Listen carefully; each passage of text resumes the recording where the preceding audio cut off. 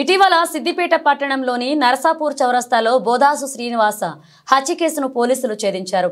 ఈ సందర్భంగా ఏసీపీ మధు మాట్లాడుతూ బోదాసు శ్రీనివాస భార్య సంధ్య ఫిర్యాదు మేరకు కేసును నమోదు చేసి నిందితుడిని పట్టుకున్నామన్నారు. కరీంనగర్ జిల్లా రేకుర్తి గ్రామానికి చెందిన పర్వతం రాజుతో మంచి స్నేహం ఉండేదన్నారు. అయితే ఇటీవలే పట్టణంలో కలిసినప్పుడు బాగా మద్యం తాగిన తర్వాత రాజు శ్రీనివాస్ పై హోమోసెక్సువల్ చేస్తుండగా మేలుకున్న శ్రీనివాస్ ప్రతిఘటించే సమయంలో ఉద్రిక్తంతో కర్రతో కొట్టి చంపినట్లుగా ఒప్పుకున్నారని తెలిపారు. పలు సెక్షన్ల కింద కేసు నమోదు చేసి జ్యుడిషియల్ రిమాండ్కు తరలించామన్నారు.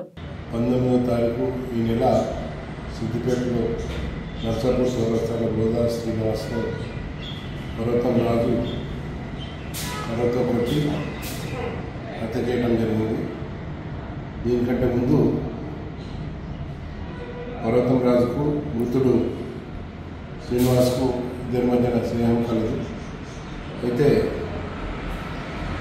19వ తారీఖున శ్రీనివాస్కు నిందితుడు రాజు మద్యం తాగించి నర్సాపూర్ చౌరస్తాలని ఒక నిర్మాణం ఉన్న ఇంటికి తీసుకుని వెళ్ళి అతను పడుకున్న తర్వాత అతనితోటి అన్యాచురల్ సెక్స్ చేయడానికి ప్రయత్నించగా అతనికి మెలకువ వచ్చి శ్రీనివాస్కు మెలకువ వచ్చి అతనిని బ్రతికించడానికి ప్రయత్నం చేస్తాడు. దానితో పర్వతం రాజు అతనిని సెంట్రింగ్ కర్రతోటి నెత్తి మీద మోది చంపేస్తాడు. ఈరోజు